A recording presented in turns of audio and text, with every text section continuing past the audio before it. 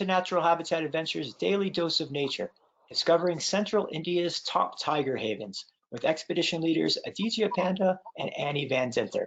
Thank you both so much for being here today. Annie, I'll turn it over to you to get us started. Great, thank you so much, Colby. It's great to be back after having a few weeks off. As Colby mentioned, I am an expedition leader and the guide development director. I'm presenting today from Alaska, and I could not be more excited to learn more about tigers with my friend Aditya. Aditya, how about you introduce yourself? Thank you, Annie. Hello, everyone. Lovely to be presenting another Daily Dose of Nature webinar. Today is Global Tiger Day, and I'm excited to talk about the Central India tiger landscape, which is, it's my favorite part of India.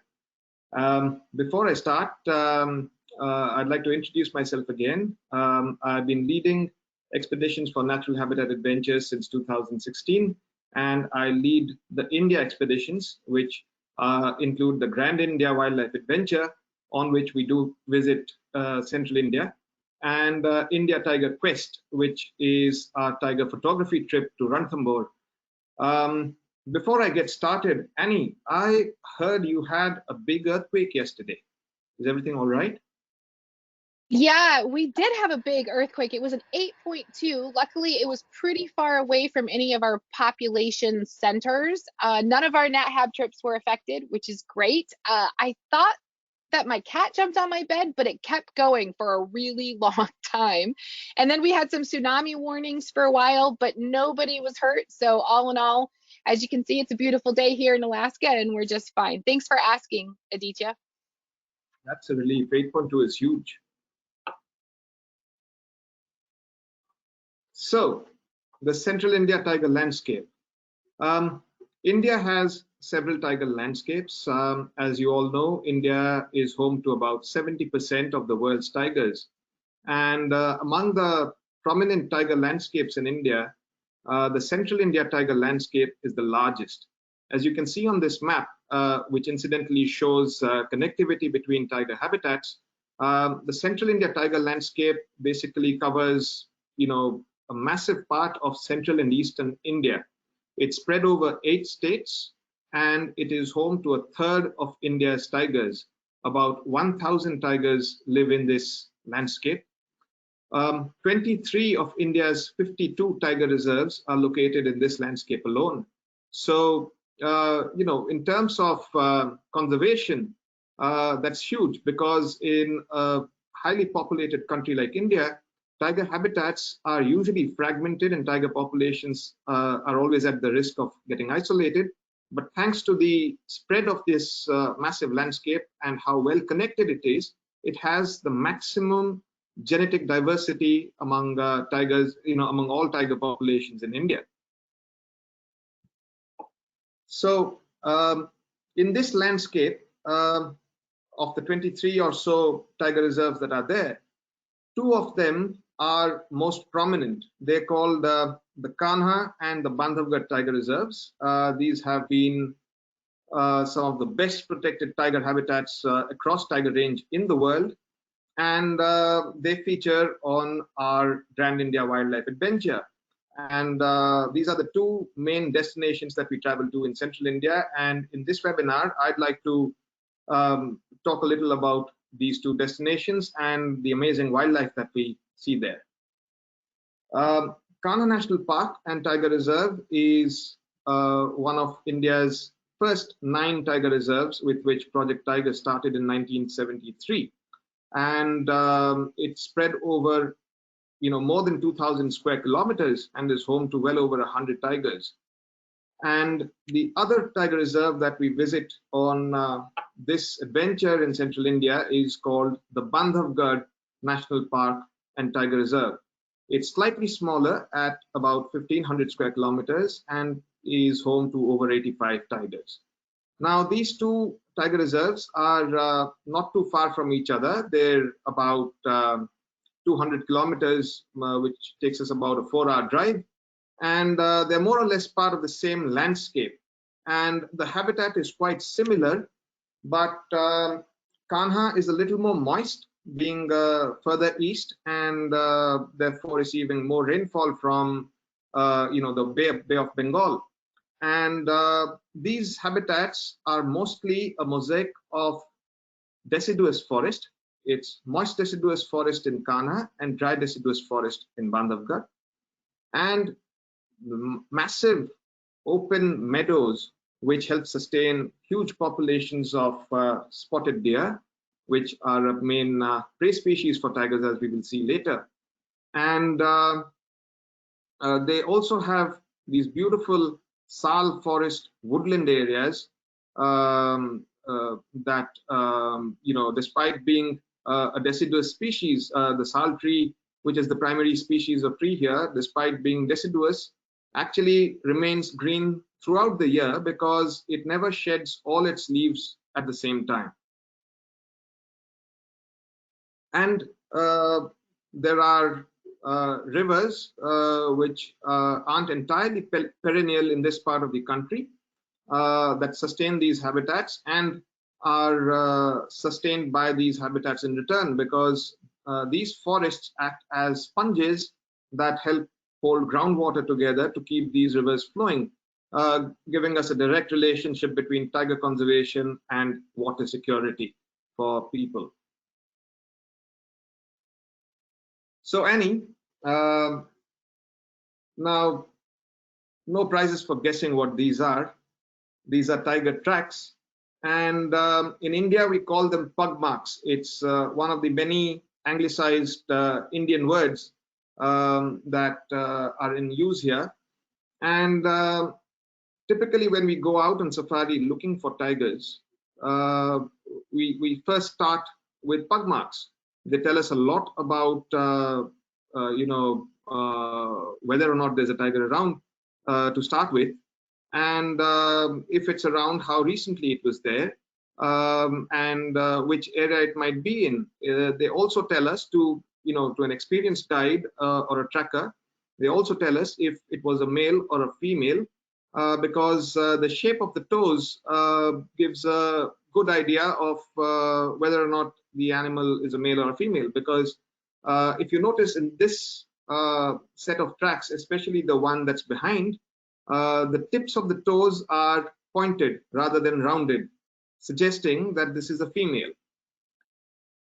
But in thick forest of this sort, tiger tracks could just vanish into the vegetation, and then you could have no idea where they're gone, which is why we rely a lot on alarm calls that are given by animals such as the spotted deer, who have the loudest alarm call, and monkeys and other deer, and sometimes even birds. And a lot of time on safari in India is spent just turning the engine off and listening to the forest, which, besides giving you a fair idea of where big cat movement is a very, very mesmerizing experience, because then you just quiet and listening and absorbing everything that's happening in the jungle. And then, of course, if you're in luck and if your math is correct, then you come across tigers. So Annie, we often talk about how, as guides, we have the privilege of visiting these places again and again over the years, and getting to know individual animals.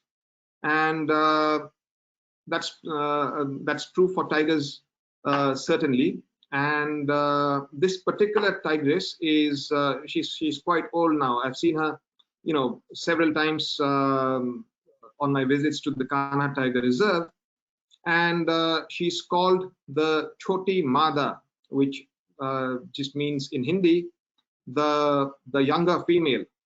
And if you notice, her eyes are very distinctly dark. Now, you can identify tigers based on a number of factors, primarily the patterns of their stripes. But for those of us who visit again and again and get to know these animals as individuals, it's like, if we have multiple dogs at home, say if you have 4 Labradors and all of them are white, you can still tell one apart from the other. So It's more by the face of the animal, like it is between us as people. And this is a tigress whose life I've followed for several years. And this here is her daughter called DJ. A very cool name. She's got nothing to do with music.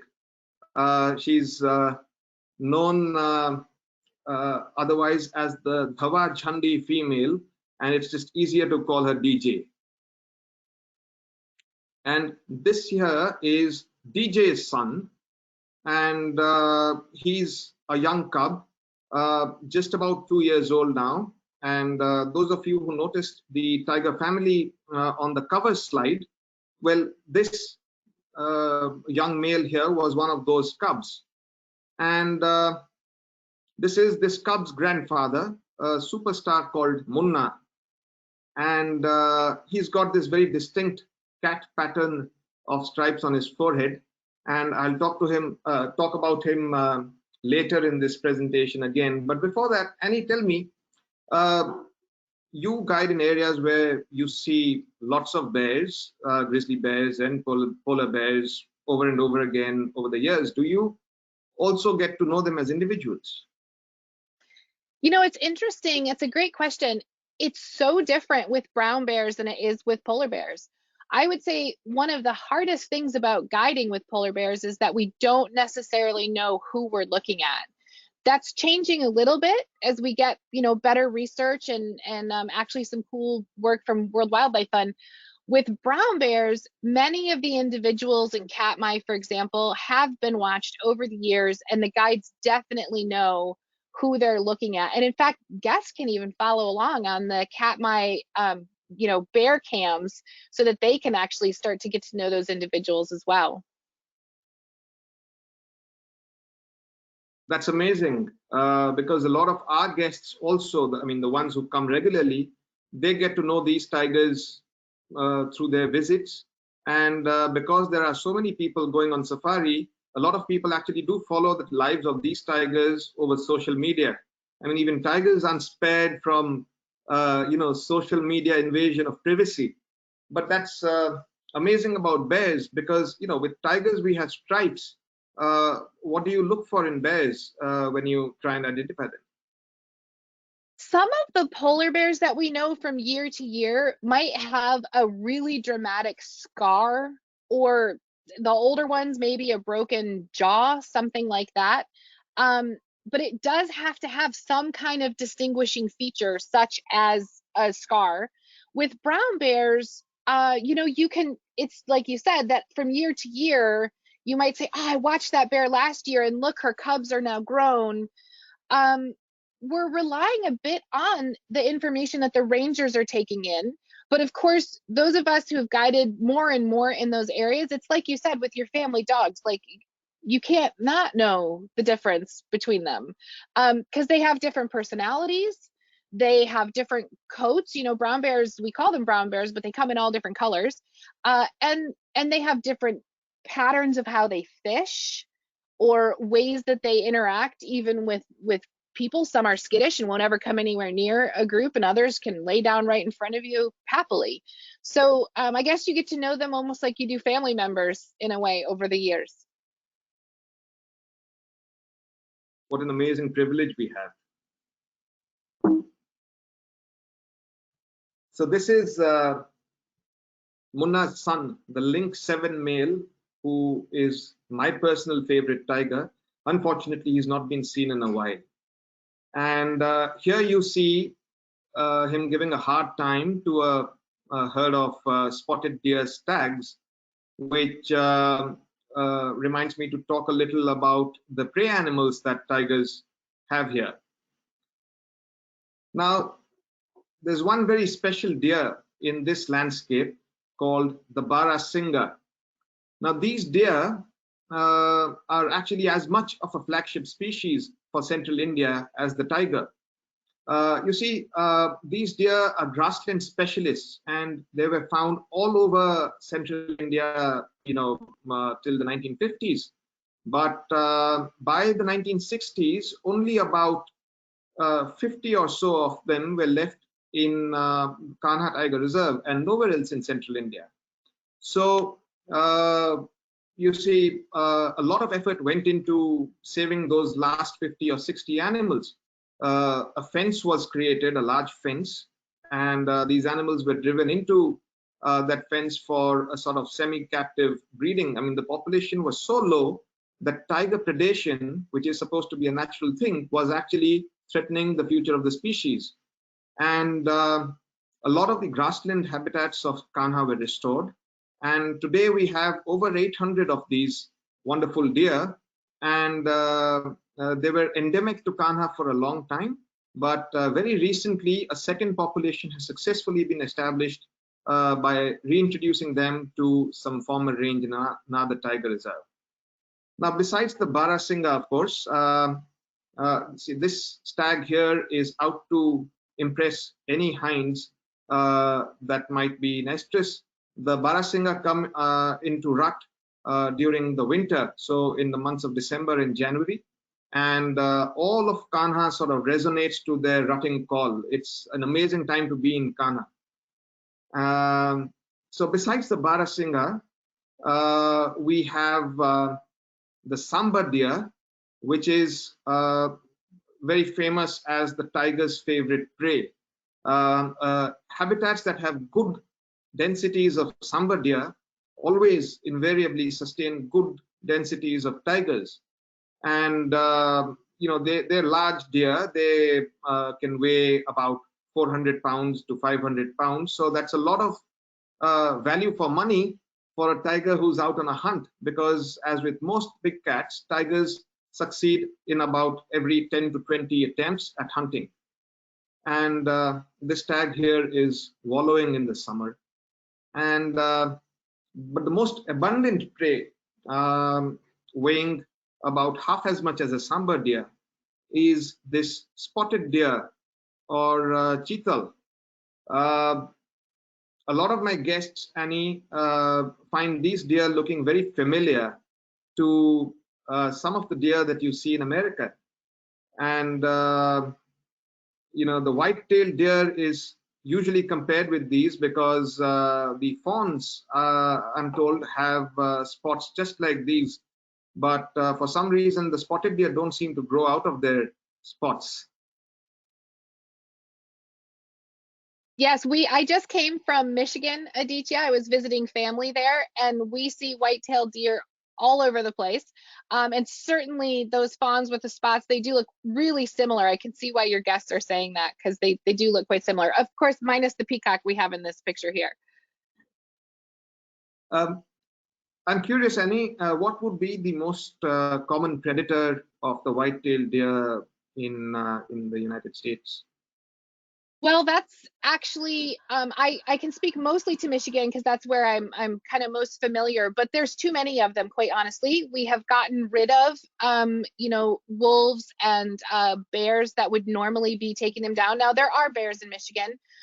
There are wolves in the very northern part of Michigan, but essentially there's too many deer and they end up with several different diseases because of that.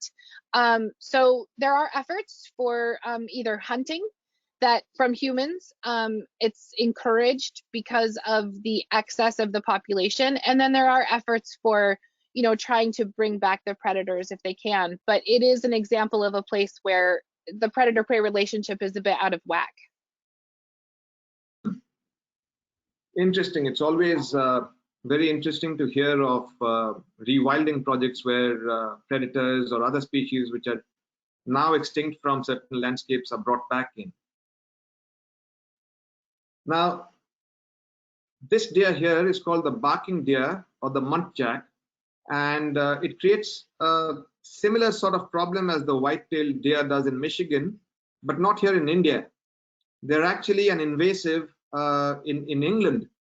So in a lot of parts of the United Kingdom, these deer have, you know, probably from escaped animals from menageries of the past, have managed to colonize a lot of part of the English countryside and are encouraged to be hunted in that part of the world.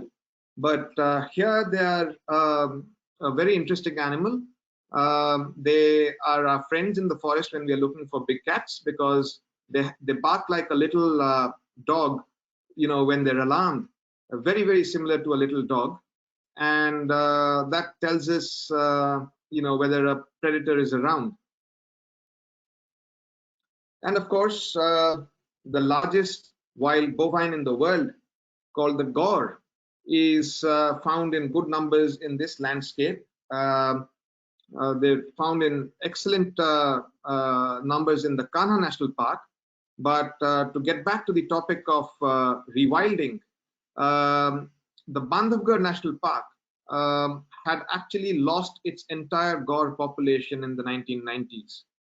And it's believed it could have been because of anthrax or foot-and-mouth disease that they contracted from domestic cattle that graze on the fringes of the park. But population was shifted from Kanha to Bandhavgarh in the mid-2000s, and that seems to have settled down there and is breeding and doing very well. So this animal, is it hunted by humans? In parts of India, they are hunted by people, not very widely though. The greatest threat to them, of course, I'd say, is contracting diseases from domestic livestock. But tigers do try and get them. It's very difficult for a tiger to get a bull gaur like this young animal here, because they can grow up to be about 1.5 tons in weight. But tigers do hunt gaur, especially the calves. And I have had a few experiences of actually watching tigers killing, I mean, not in the act of killing, but having killed big bull gaur and feeding on them for 2 weeks at a stretch.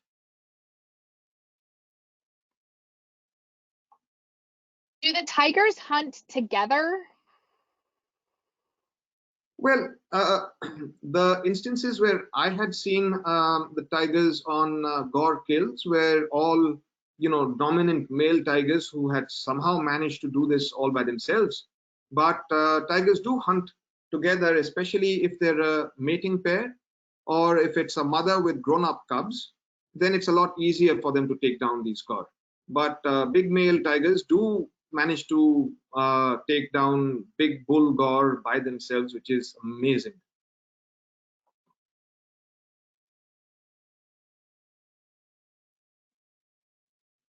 We find two species of primate besides ourselves while on safari in central India.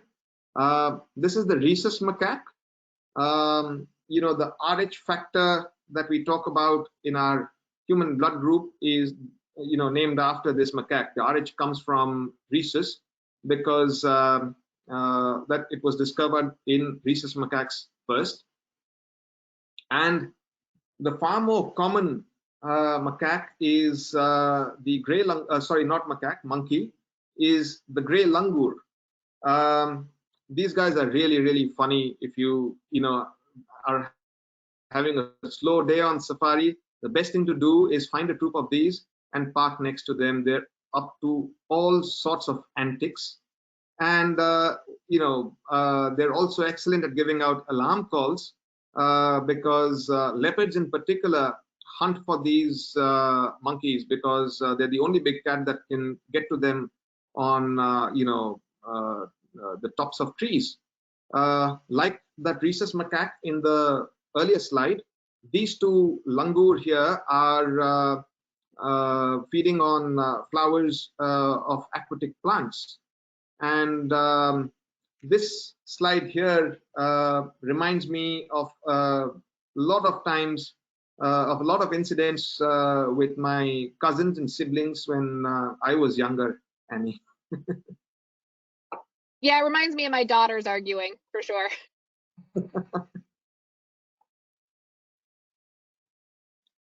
So the Rhesus macaque are probably most terrified of this animal, the leopard. There's a good population of leopards across central India, But in areas such as Kanha and Bandhavgarh, which are prime tiger territory, the leopard tends to keep a low profile. So we don't see them as often as we see tigers. When my guests ask, I give them a very sort of rough guesstimate that I have had of my leopard luck. I tell them that for every 20 tigers you see, you might see a leopard. So we don't see them as regularly as we see tigers, but every now and then we do get lucky. An animal that we see even more rarely, and an animal which is sadly, at great risk of extinction at the moment, and far more endangered than the tiger in terms of numbers, is the Asiatic wild dog, or dhole. In the early days in Kanha and a lot of other parts of India, we used to see large packs of these dogs. They have been recorded to number up to 40 plus. We don't see them as frequently as we did earlier. And even the pack sizes are smaller these days, most of the time. They're fantastic hunters. Deer are terrified of them. They work very, very well together in a pack like the African wild dog does. And they're very effective hunters. So, if you say a big cat has a kill rate of about once in every 10 to 20 attempts, these guys have a close to 100% kill rate.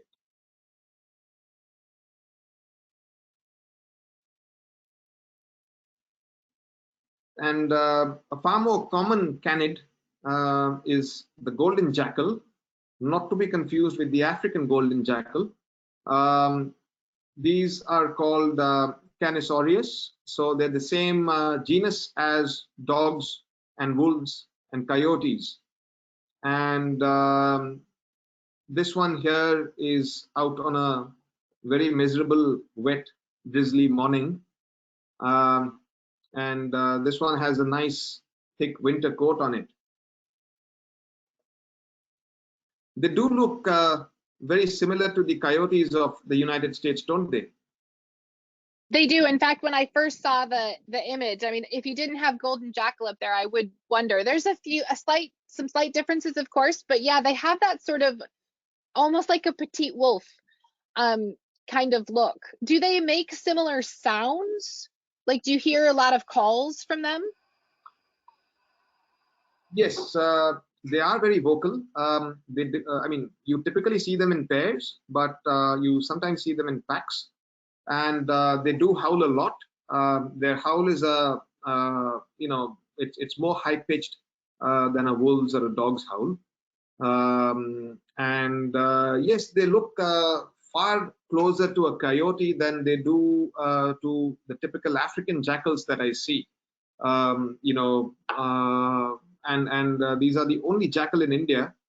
So for a lot of people familiar with African jackals, these look nothing like a jackal. And they are actually known to interbreed with feral dogs. So at some places, especially on the fringes of large cities or other urbanized areas where jackal populations still survive, there is some amount of interbreeding that does happen.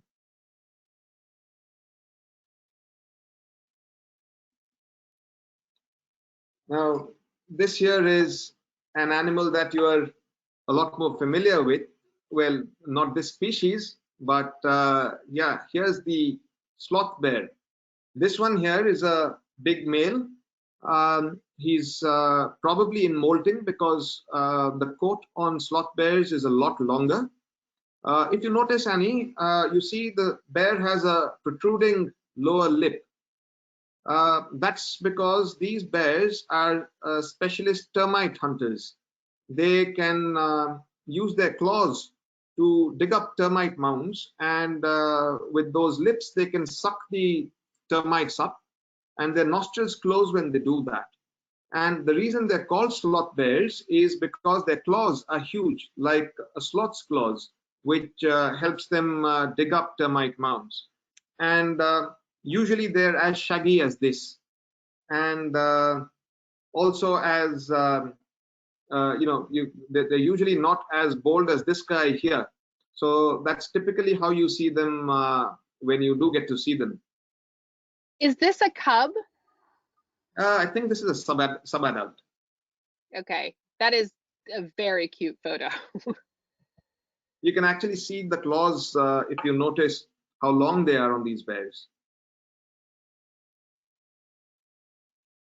Now, back to tigers.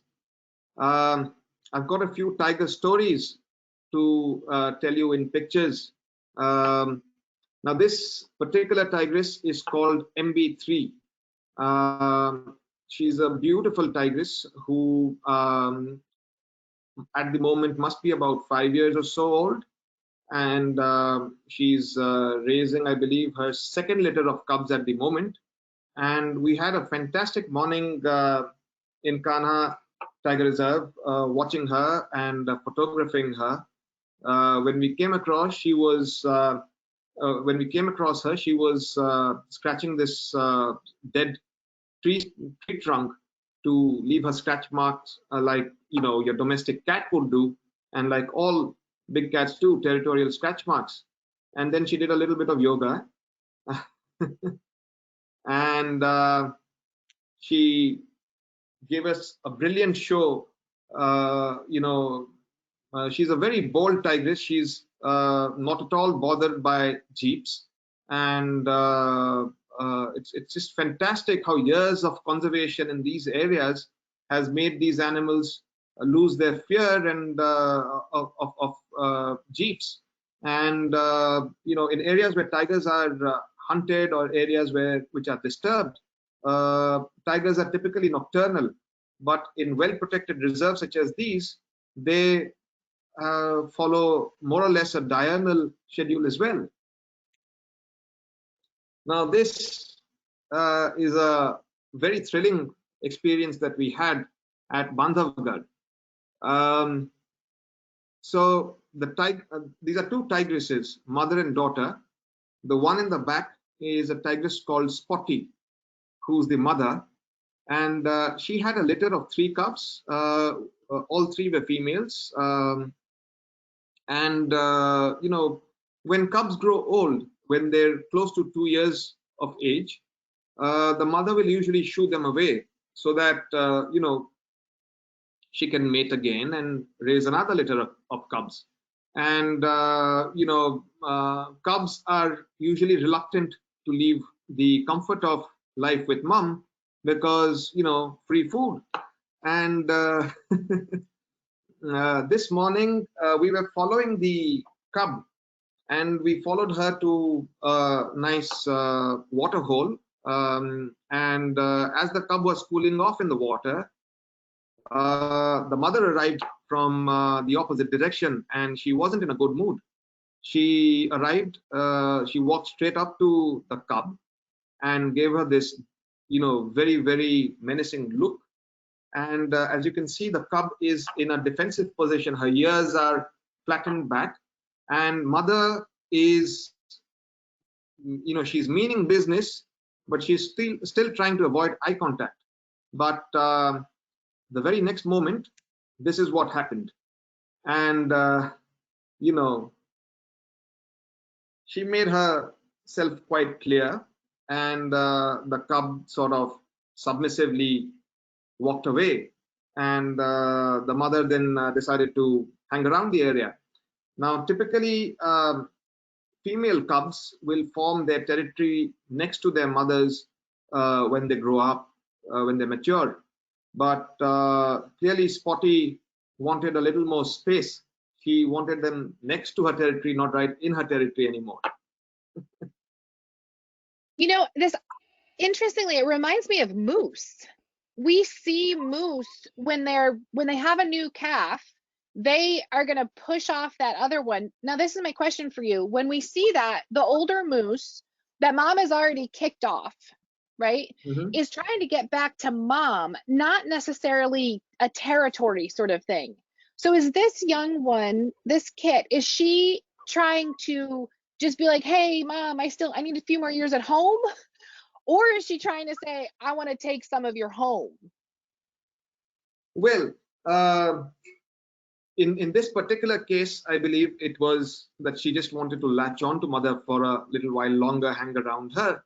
But around the same time, we were noticing another sibling of this cub actually putting up a stand and really picking fights with her mother and the other two sisters. So it can be different in each case, and both are very likely. As the cubs grow older and become more confident and more mature, they will even try to eat up a little from the mother's territory. And typically in older tigresses, tigresses that are at the end of their breeding career, and they're no longer as strong and robust as, say, Spotty is here, the cubs do take up from the mother's territory. They eat into the mother's territory at that stage of her life. But in this case, Spotty was strong enough to show them their place and send them off to college.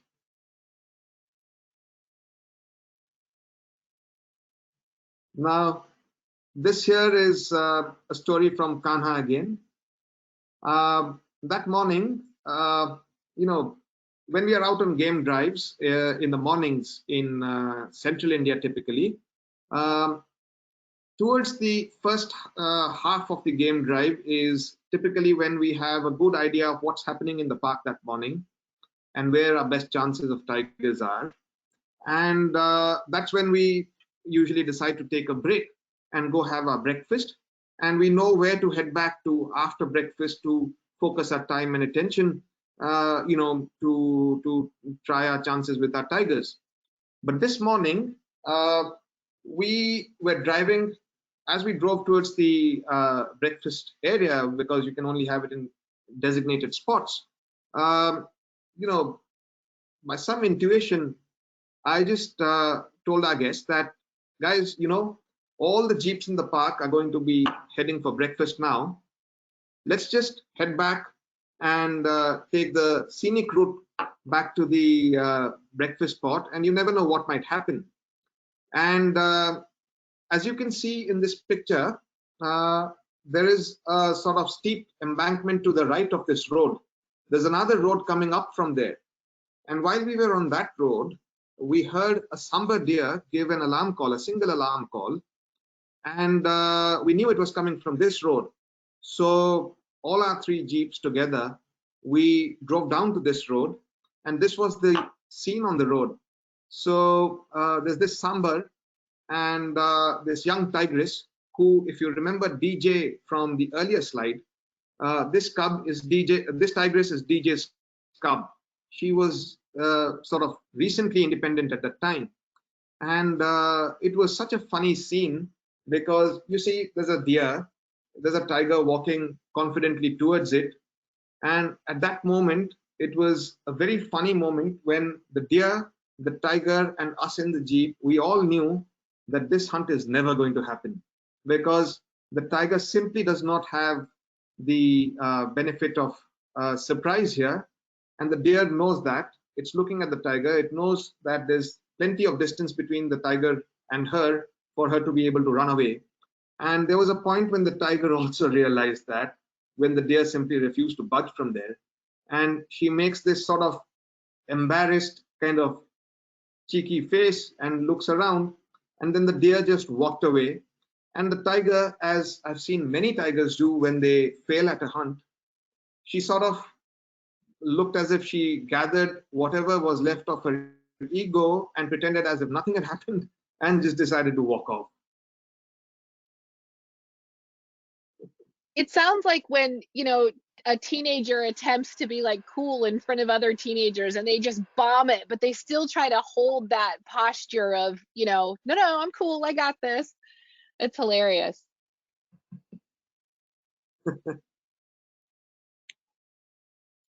Now, somebody lacking a lot less confidence than that deer was this monkey. This was one very hot afternoon, a summer afternoon in Bandhavgarh Tiger Reserve, and we had driven up and parked next to an artificial water hole. And there was a little troop of monkeys on the bamboo clump that you see to the right of this picture. And, typically you'd have the entire troop drink together. But this troop wasn't doing that. One after the other, a few of the monkeys would come down, drink, while the others kept watch. And then they'd go back up to let the others down again. And then in the end, this one sentry monkey's turn came, and it came down, was about to have a drink, and then quickly got up and looked around in the opposite direction, very alarmed, and scampered up the tree, the bamboo clump very quickly. The next moment, this tigress arrived, out of nowhere, and started to lap up water. And then suddenly, while where we were parked, opposite us was a fire break in the forest, and one of us looked up, and we saw this male tiger walking down. And then he went to her, they greeted, and then the cubs came out. And look how protective the tigress is of her cubs. Look at that look on her face when she's looking at us parked in a distance, as if to make sure, warn us that, this far and no further. But anyway, they had a nice time at the water hole. They all cooled down. They all had, a long drink of water, and we spent the better part of the afternoon with them. Now, typically, as late as the 90s, it was believed that male tigers do not play any role, any parenting roles. And it was, in fact, if you go by the writings of the old timers, the hunters of, the tiger hunters of the past, they believed that male tigers actually killed their own cubs. Now, clearly, this tiger showed that that's not true. And many tigers have actually shown that. And male tigers do spend time with their own cubs. They do kill cubs of, competing males, cubs sired by other males. An invading male will kill the cubs of tigresses that have mated with the resident male. But they're very fatherly, very caring with their own cubs. Now, a tragic incident happened after this, sighting that we had the very same season. This tigress headed out beyond the park area, and she killed livestock. She killed cattle like a lot of tigers do. And in most cases, people, especially around well-managed parks, will go and inform the park authorities and claim compensation. But in some cases, if somebody has lost a very prized animal, they might get revengeful and poison the carcass, which kills the tiger. And unfortunately, something like that happened with this tigress, and the cubs were left without a mother. And this tiger actually took over parenting entirely for a long time. He let them feed at his skills, and he spent time with them until the forest department decided that these cubs, they're better off in a rewilding enclosure where they're raised under care, but without any human interaction, so that they can still be raised as wild animals and still be released back in the wild to live their lives as proper wild tigers. So that taught us a lot about how involved male tigers are as fathers, and this has been seen in a couple of other cases as well. That is so fascinating to me in terms of a couple different things. One, how much we still have to learn about these animals, right? And then also, I love stories of animals stepping up when their situation changes. I feel like we should do a whole webinar on that, regardless of the species. I mean, one of my favorite stories is of a whale named Salt who separated from her young one and this is on the east coast, a humpback whale. They separated as they were supposed to, and then like 6 months later, when the young one got injured, they got back together and they spent another year together. And I just think Wow. it just shows us how connected these animals are beyond our experience of watching them. There's so much happening that we don't know about. Absolutely, absolutely. And back to the superstar of Kanha, Munna. Now I kept the best for the last. This tiger, has a personal connect with so many people. So many people are just in love with this animal. Unfortunately, he's no more. He died of old age, and a very old tiger he was, because he's probably set a record for the lifespan of any wild tiger, especially male tiger, because male tigers typically live for about 10, 12, maybe 13 years in the wild before competition or age just catch up with them, and they pass away. But this tiger, he lived to the ripe old age of 18. The joke was that Munna is actually old enough to vote in India.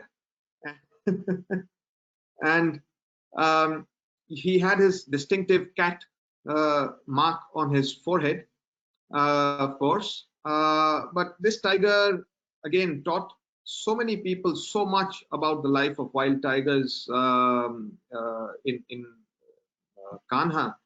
When he first appeared, he was a dashing young male of 4 or 5 years who ruled over the entire park. He would, his young days were spent competing with and beating, the best known males, the most dominant males, the largest tigers of Kanha, who were very well established. And like, an invading emperor, he'd beat them, he'd take over their territories and rule, and he ruled every inch of the park. But later, as he got older, and as he knew or seemed to figure out that age and physical strength were no longer on his side, very slyly he figured out ways to avoid confrontation with other males, especially his own sons, who were just as powerful as him, and a number of sons. And he would simply live by ensuring that he never was in a position to confront another tiger. And because he had ruled over every inch of the park, he knew the entire landscape like the back of his paw. And whenever there was a younger male coming to the area, he would just move away and go live in some other part, making sure while at it that he continued to mate and spread his genes. And he was an absolute star with tourists, because he did not care at all about jeeps. He was a natural born showman, or show tiger, whatever you call him.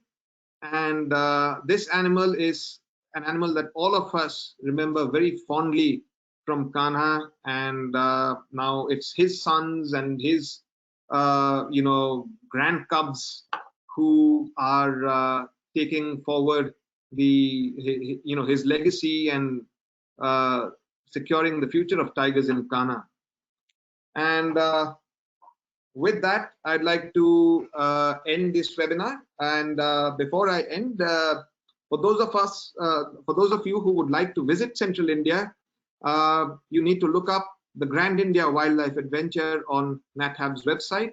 The website and the phone number and the email ID are right below this slide. The Grand India Wildlife Adventure is the one on which we visit Central India on NatHab Expeditions in India. We spend a week in these 2 national parks before heading on to Kaziranga, which I spoke about in an earlier webinar. And with that, I'd like to answer any questions you might have. Okay, thanks, Aditya.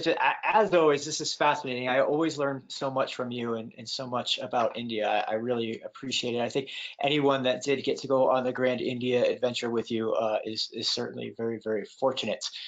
Before we start the Q&A, I would like to remind everybody that you can submit your own questions via the questions field in your control panel. As always, people have been doing that all along, and I have some questions ready for you. And there's some really good ones today. I think this is going to be great. Let's go back to the Asiatic wild dogs, the dholes. You mentioned that they're such good hunters that they rarely don't actually make a kill that they embark on. How come they're so rare if they're such good hunters? Great question. So, super successful hunters like Asiatic wild dogs need an abundance of prey, beyond an abundance of prey to be able to survive in good numbers and in packs as large as the ones I mentioned. And unfortunately, across large parts of India, that sort of prey is no longer available. It's only available in very well protected national parks and tiger reserves, such as the ones we spoke about.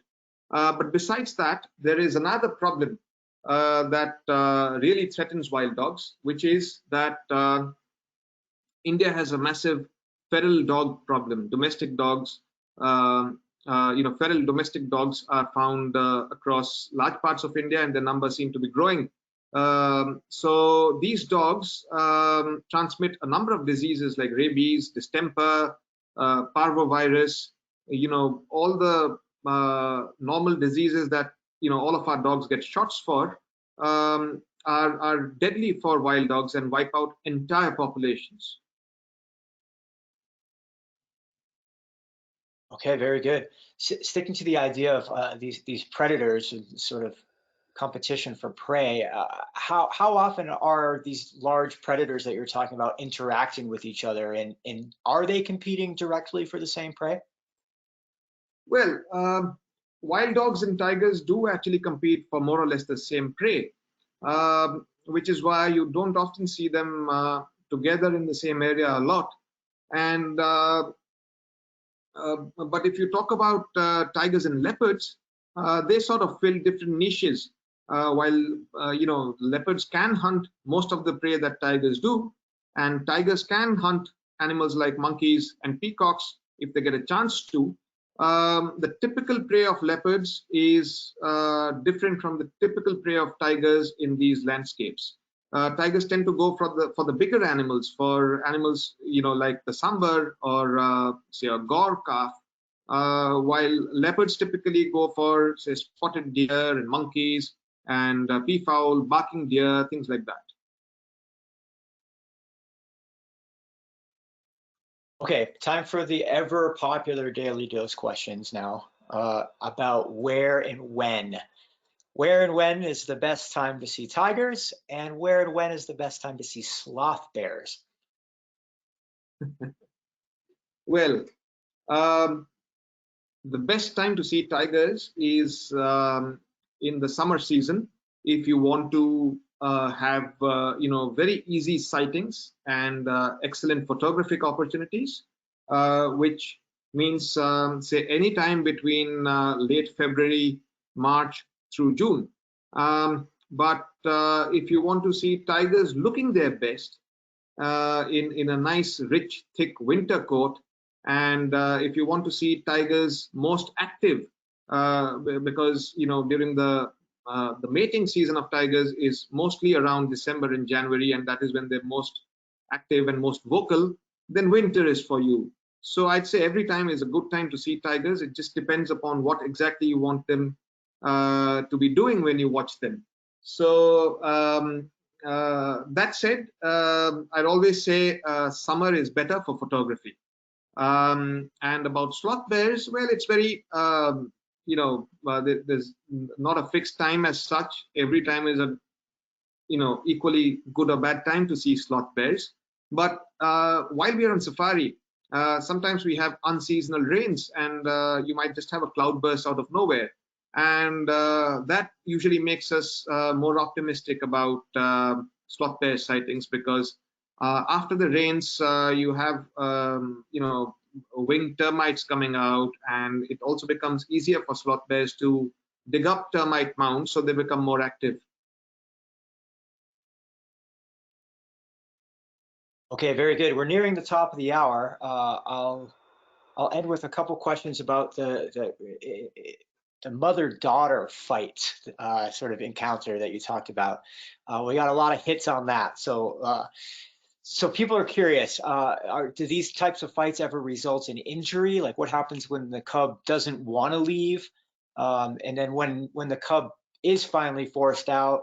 Don't other animals, other tigers in nearby territories want to do the same thing? How does that get sorted for these dispersing cubs? Great question. So mother and cub fights usually do not get lethal because, the mother might want to shoo them away, but she'll never really want to harm them. And cubs also do not have the confidence and the fighting ability of a mature adult to be able to stick through a fight that gets really bad. So they will eventually almost always become submissive and leave. Now, what after the leave is a great question.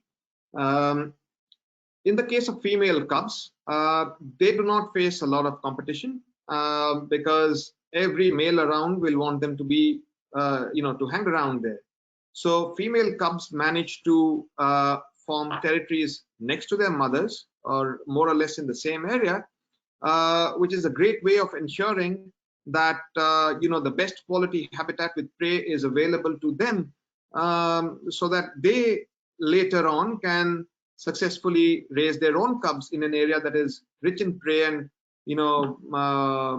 is high quality habitat. Amazing way of nature to ensure that. But male cubs have a hard time. They are frequently pushed out to the fringes of the reserves or even beyond, and they can travel hundreds, sometimes thousands of kilometers to disperse. If those of the audience were interested, I had presented a webinar on this topic called Tiger in the Backyard that they might want to look up. So male tigers get pushed out. They might leave the landscape and end up in another tiger landscape, which is a great way to ensure that genes spread from one landscape to another. And some of them might just hang around the fringes of their natal sort of landscape and come back in when they're bigger and stronger. The survival rates among male tigers, dispersing young male tigers for that reason, are very low, because a lot of this dispersal can happen through very hostile landscapes, human-dominated landscapes, where for the lack of prey or surely out of sheer accident they might get killed. Or these tigers also tend to be the ones that typically tend to come into a lot of conflict with people. Okay, very good. Aditya, I have to say again, I'm always just so blown away by your intimate knowledge of everything India and wildlife. So thank you so much for being here with us today. Annie, I have to say I've really come to appreciate these Thursday Let's Go destinations, trip-specific sort of presentations. So thank you for pulling this one together, as always. I'll throw it back over to you, Annie, maybe for some closing comments. Thank you so much, Colby. We really appreciate you and all the hard work you put into making these happen. And I just want to thank Aditya, because just like Colby, learning from you is just an absolute pleasure. I kind of sit in these webinars and think, I can't believe this is my job, that I get to just sit and learn from you and all your incredible knowledge of these tigers. So thank you, Aditya, for joining us today and sharing that with us. And thanks to all of you who joined us. We wouldn't get to do these incredible things if you weren't here tuning in.